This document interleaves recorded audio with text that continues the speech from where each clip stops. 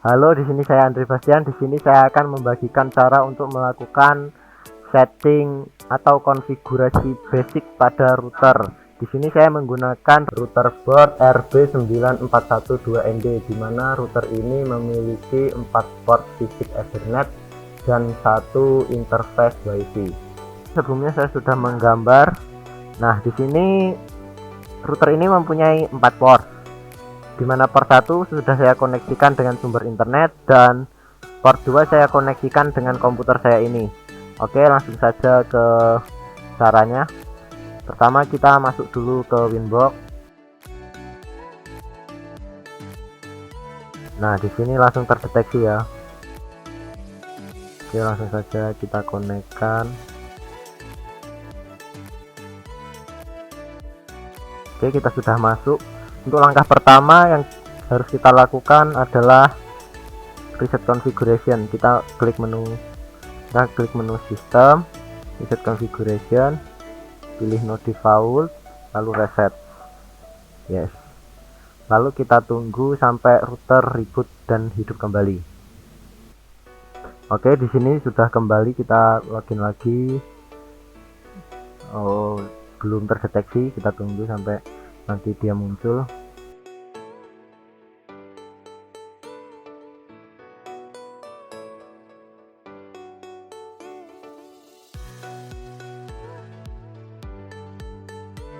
Di sini sudah muncul kembali ya. Kita klik saja pada MAC address lalu connect. Nah, setelah dilakukan reset, langkah selanjutnya adalah mengganti username untuk login. Kita masuk ke sistem lalu user. Di sini sudah ada username bawaan yaitu admin tadi dengan password kosong. Kita tambahkan saja lagi. Pastikan untuk grupnya adalah full. Di sini kita masukkan usernya, saya menggunakan nama saya sendiri, lalu passwordnya. Confirm password. Ya, di sini sudah ada 2. Kita disconnect dulu. Lalu kita login lagi, tapi di sini saya sudah menggunakan username dan password yang baru.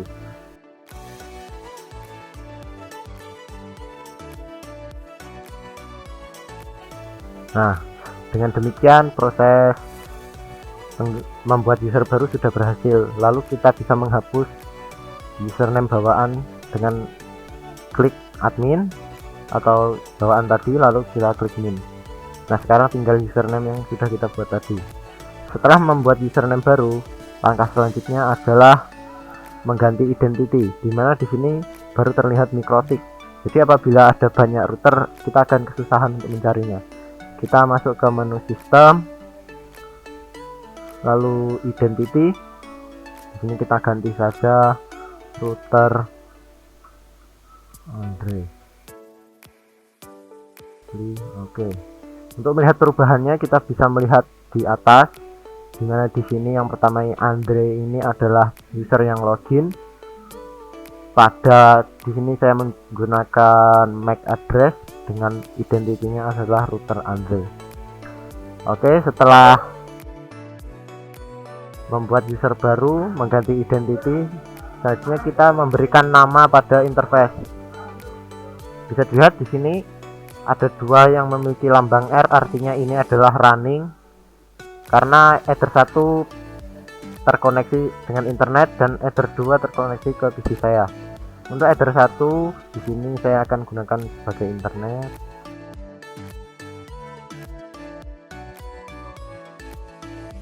Lalu yang kedua klien 1 dan seterusnya.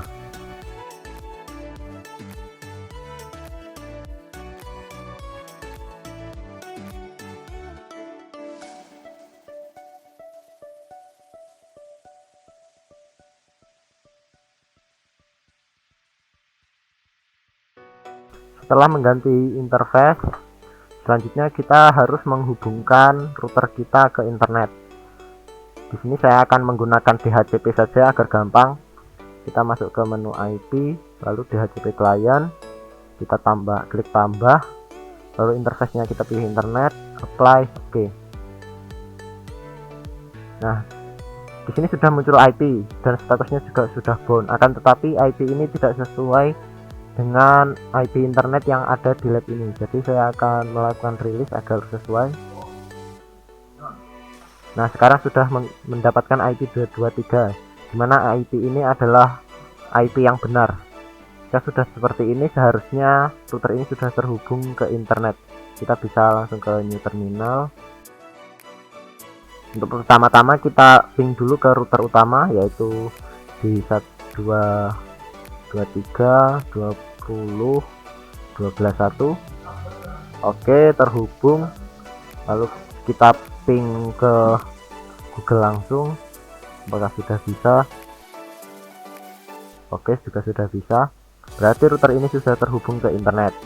Selanjutnya saya akan membuat IP untuk klien, atau tadi di sini kita sudah membuat klien 1 sampai 3, akan tetapi saya hanya akan membuat untuk klien 1 karena hanya klien 1 pada Ether 2 yang terhubung ke komputer saya.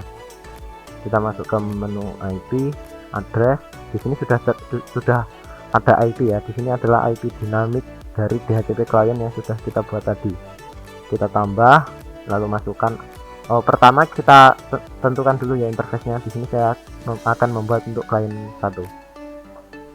Lalu kita masukkan IP-nya. Ini terserah ya. Saya akan menggunakan IP 10.10.10./27, terlalu banyak, 29. Lalu apply. Oke. Untuk IP-nya sudah IP pada Ether 2 untuk klien 1 sudah berhasil saya buat ya. Selanjutnya di sini saya akan membuat DHCP server agar komputer ini mendapatkan IP secara otomatis. Kita masuk ke menu IP, lalu DHCP server, klik DHCP setup, lalu pilih interface-nya. Ini di Ether 2 klien 1, kita klik next saja, lalu next lagi, next. Di sini terlihat adalah address yang akan dikeluarkan atau alamat yang akan dikeluarkan. Di sini hanya ada 2 sampai 6. Artinya di sini cuma ada sekitar 4 klien saja ya. Ini saya buat karena hanya ada satu, yaitu komputer saya sendiri. Lalu saya next saja. Di sini ada DNS server.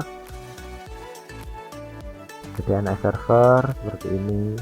Kita next saja, next. Oke, sudah selesai. Lalu kita masuk ke kontrol panel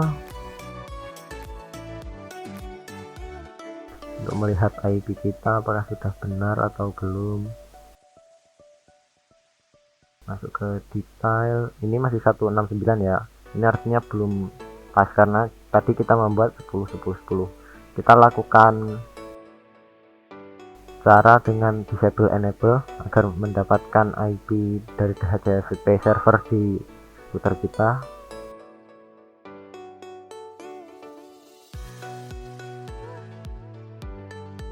Sekarang kita lihat lagi detail. Nah, sekarang sudah muncul IP-nya 10.10.6. Akan tetapi ini seharusnya kita belum bisa melakukan akses internet. Di sini saya akan mencoba untuk membuka DMC dulu, lalu ping ke Google. Belum bisa ya. Ini terjadi karena IP kita lokal. Jadi kita harus membuat firewall NAT dulu. Kita masuk lagi ke Winbox, login lagi. Di sini saya sudah menggunakan IP address ya. Nanti akan terlihat di pojok kiri atas. Nah, sekarang terlihat Andre@IP, lalu identity dari router itu. Untuk membuat firewall NAT, kita masuk ke IP, lalu ke firewall, klik tab NAT, lalu tambah. Untuk chain-nya tetap SCR NAT, lalu out interface-nya adalah internet, dan action-nya adalah masquerade. Action masquerade ini berfungsi untuk menutupi IP lokal kita dengan IP publik yang ada di atas kita atau penyedia layanan internet kita. Jadi walaupun PC kita menggunakan IP lokal atau IP private, tetap bisa terhubung ke internet. Kita klik apply lalu oke. Sekarang kita coba lagi, masih dengan CMD. Nah sekarang sudah berjalan ya, kita coba lagi. Sudah muncul replaynya. Lalu kita juga bisa mencoba menggunakan Chrome mungkin untuk mengakses beberapa situs. Di sini saya mencoba YouTube. Nah sudah berhasil. Setelah berhasil seperti ini, langkah selanjutnya yang biasa saya lakukan adalah melakukan backup agar jika sewaktu-waktu terjadi error pada router ini, saya bisa melakukan restore. Kita masuk ke menu file lalu backup. Di sini saya menggunakan nama saya sendiri untuk namenya.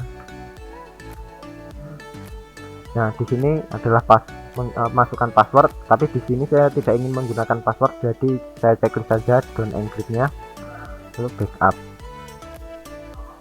Di sini sudah muncul ya. Apabila router ini hanya rusak konfigurasi, file ini tidak akan hilang. Akan tetapi jika routernya yang rusak, file backup-nya pun juga hilang. Jadi untuk meminimalisir hal tersebut, sebaiknya kita masukkan file backup tadi ke komputer kita. Caranya cukup mudah, dengan drag and drop saja. Kita seret saja. Di sini saya akan meletakkannya di desktop. Oke, sudah muncul. Nah, di sini langsung saya hapus saja ya, karena saya sudah memindahkan ke komputer saya.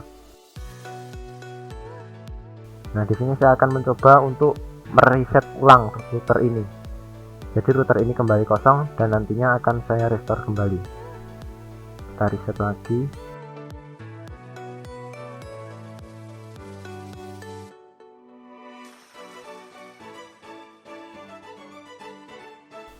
Kita tunggu sampai reboot dan muncul lagi. Nah sekarang sudah muncul ya, kita login lagi. Akan tetapi karena ini tadi sudah di reset, jadi loginnya menggunakan yang default lagi, yaitu admin dengan password kosong. Maaf.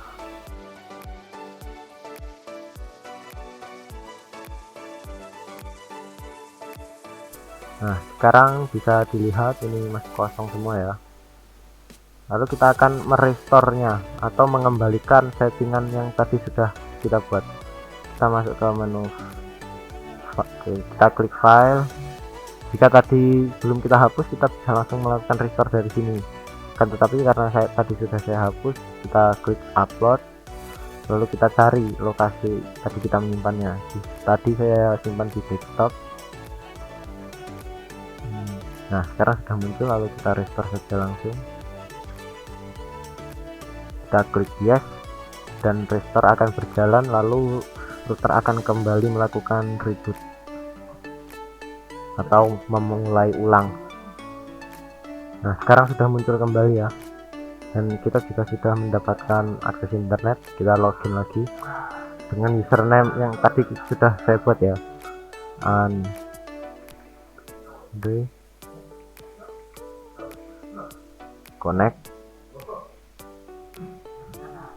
Kita lihat IP addressnya sudah kembali lagi, interface namanya sudah kembali lagi.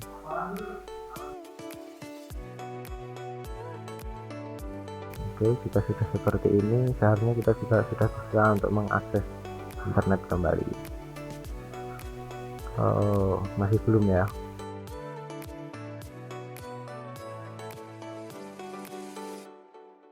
Sambungkan ke internet.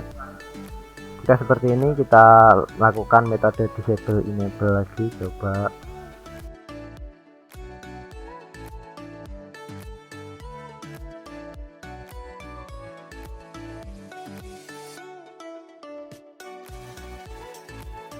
nah sudah bisa kembali ya.